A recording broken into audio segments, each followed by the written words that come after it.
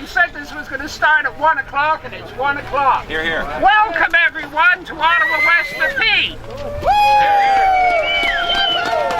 It's a cold day, but we have warm feet, warm heads, and I think our anger will keep us even warmer. And my $2 coffee. Here, warming me up. Friends, we're all here for the same reason, and others are going to go over the numerous reasons that reinforce that. We live in the era of electricity. Nothing works in the modern civilization without electricity. Electricity is it. We have been told by the minister responsible for energy, Robert Chairelli over there, the MLA for this constituency, and also the minister responsible for energy. Last week he said it was our fault. We don't know how to read the smart meter. This week in the Legislative Assembly, he presented a paper which I went through a couple of days ago, specifically to find out what's there that can make us all basically come to some conclusions about what we can expect in the foreseeable future. There's a lot of hogwash there, there's a lot of spin there, but there's not much that talks about the situation that's confronted literally everyone in this province. Now, ladies and gentlemen, I don't want to give you a lecture, but I'm going to mention a couple of things I think that are darn important. This province was founded by brave men and women. When the United Empire Loyalists first came into this country, they carried an axe over one shoulder and a musket over the other. A little more than 200 years ago, on a field not too far from this place called Chrysler's Farm, our ancestors stood valiantly, the army and the provincial militia, and they stood off a menace. If that fight had not been won, we wouldn't be living in the Dominion of Canada. We would be living in the United States. Today, we are confronted by a menace that is not external, it's internal. It's a menace that has been created by a political party in coalition with the New Democratic Party, which is menacing our futures, our present. And unless we do those things that are long overdue, we have no one to blame but ourselves. No one here this afternoon need hang their shame on a banner, because you're not apathetic, you're not apolitical. You are individuals who are here because you know what is happening to your electricity bills. They are going up. You are cutting the electricity, you are putting modern insulation, you are buying new appliances, you are doing everything that a rational, intelligent population can possibly do. But this government has squandered much public treasure. It has wasted it on wind turbines and solar power, and it is giving away the electricity that is produced in this province to utilities outside of the country, including the city of Buffalo.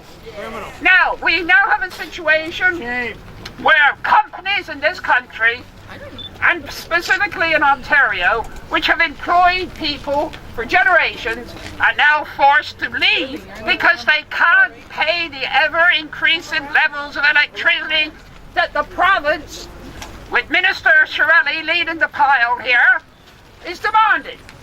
Now, this rally is not an end in itself. It is a beginning. It is quite conceivable that other people in other cities in the province will observe this, hear it, read it, and they will become inspired to do something that is long overdue. And that is to become involved actively in getting rid, once and for all, of this vile, wasteful, despicable Liberal government in coalition with the Now, what does it mean? Please, every one of you, look around you. Look at everyone who's here. Look at the faces of the people. Look at who they are. These are not irresponsible individuals. These are individuals who've lived, made positive contributions to this province. And guess what? You're all still alive. Well, show the spirit. When you go home, think of what you each and individually can do to bring about this situation. Ontario needs cleaning out, not just in the Legislative Assembly, not just in the Legislative Assembly, but every municipal council in this province.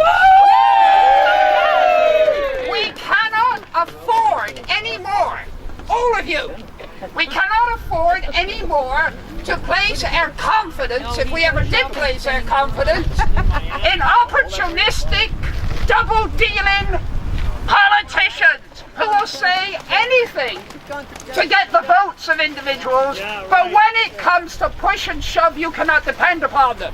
If you look at some of the bus shelters around here, when you're departing this demonstration in 2 hours or so from now, you'll see a sign for Minister Chairelli, a proven fighter. Well, the proven fighter was given an invitation to come here. And I think he knows me well enough to know he would have been given a fair hearing. He's not here. Minister Chairelli Minister Chairelli and some of his Liberal friends are quite good handing out cupcakes to residents of this constituency on various occasions at Lakeside Gardens. But I'm afraid you're not going to get very much out of Minister Chairelli and Premier Wynne to help pay for those projected, very expensive electricity costs. So, the speakers you are going to hear this afternoon, some of these individuals are going to hit hard. And some of these individuals are going to be presenting themselves as candidates in the forthcoming provincial election. I can only reinforce this, and you will hear this at the wrap-up 2 hours or so from now. Any of you who are concerned about what is going on in this city and in this province, please be supportive of those individuals. Get behind them. And if you have any, let us say, inkling that you have something to say yourself and you have enough self-confidence and the ability to rally people, seriously think about standing as candidates in the municipal election in 2014. Because the name of the game here is this: there is hope in Ontario. And I have to believe that that hope could make this province what it once was again. Yes!